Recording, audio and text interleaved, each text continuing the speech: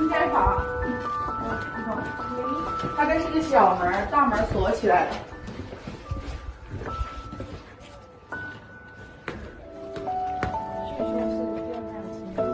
对，但是这个房子你们看一下，感觉特别的有年代感。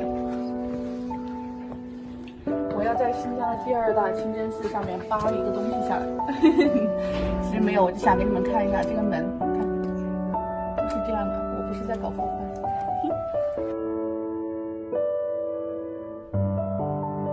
院内不是很大，左手边是个礼拜大殿，右手边是一间仓库。仓库貌似已经废弃许久，门都没锁，里面堆积着各种旧杂物，满是灰尘。从废弃的仓库走出来，中间有个小广场，广场边种植了许多桑树。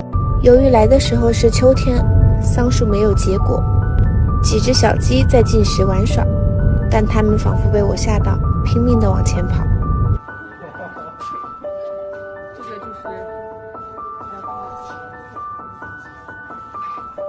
走进砖木结构的礼拜大殿，具有伊斯兰风格的木质门窗在时间长河里渐渐褪去了本身的韵味，此时更彰显出这座清真大寺的历史厚重。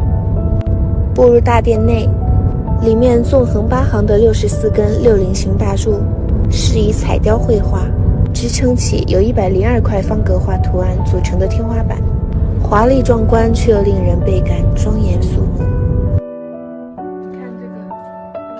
基本上每个柱子都已经掉漆了，对，已经残缺了。这里是大殿的后殿，只有一堵上面印满花纹的围墙，好像在诉说着什么。好啦，这期节目到这里就结束了。其实因为年久失修，我们也没有什么其他的感受。喜欢小林小倩的点个赞加个关注，我们下期见，拜拜。